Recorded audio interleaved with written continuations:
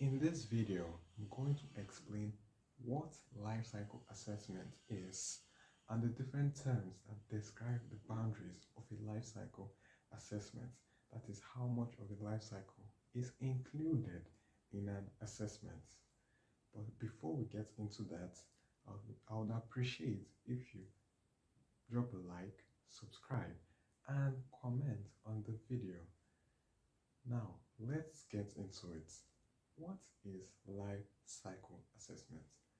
Life cycle assessment is a method of measuring the environmental impact of a product, process, or building, in this case, over a period of time, ranging from the extraction of raw materials down to the disposal or eventual demolition, in this case, of a building. To put this in context of buildings, LCA includes assessing every aspect from the extraction of raw materials to the construction of the building to the maintenance and the eventual demolition or recycling of waste from that building. This is important in sustainable construction because it helps architects, it helps build environment professionals ascertain the amount of carbon footprint that a building has, because most buildings don't really look like the amount of carbon that they emit.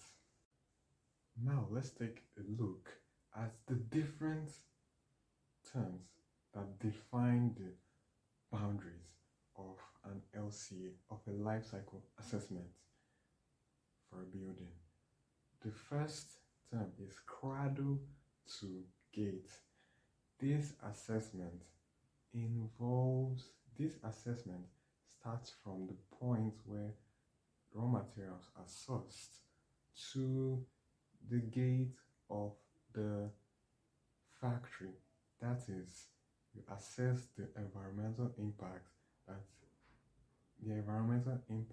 of producing the raw material for that building.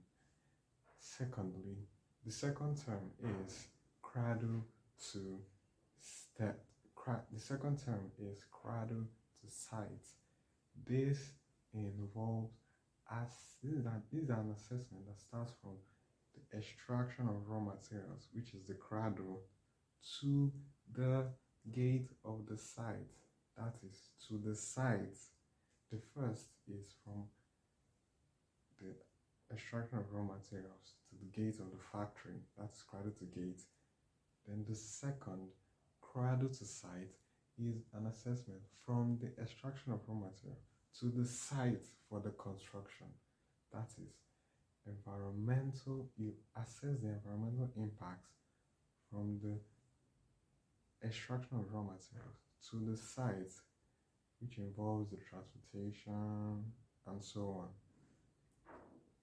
For the third assessment, which is Cradle-to-Practical Completion, this involves the assessment from the extraction of raw materials to the point of practical completion of that building. That is, involves the extraction, the transportation to the site, then the construction of the building. So you assess the environmental impact, that's the amount which involves the carbon footprint from that building. So far, we've taken a look at 3 different LCA system boundaries. The first we looked at is Cradle-to-Gate, which is from the extraction of raw materials to the point where the materials leave the site after production. The second boundary we looked at was Cradle-to-Site, which is from the extraction of raw materials to the delivery on site. The third we looked at is Cradle-to-Practical Completion, which is from the extraction of raw materials to the down to the completion of the building or the construction of the building and its finishes. That is from the extraction, the transport on site, to the construction on site, and to the use, total completion of building, and to the use of the building. Now let's take a look at the next, which is cradle to end of life. This is traditionally known as Cradle-to-Grave. This assessment starts from the extraction of raw materials down to the destruction or deconstruction or demolition of that building. It involves the extraction, the transport of materials to site, the construction of the building, the completion, the use of the building, and finally the demolition of the building. After demolition, two important things happen.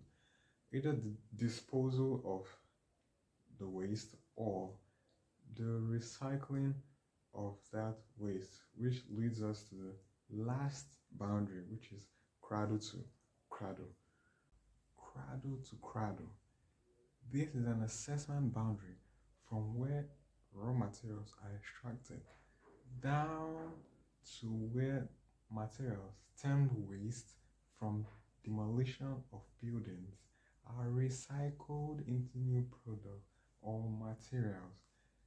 This particular concept was pioneered by William McDonald and Michael Brownouts, who believed that waste should be seen as a resource and should remain in continuous use or cycles of use.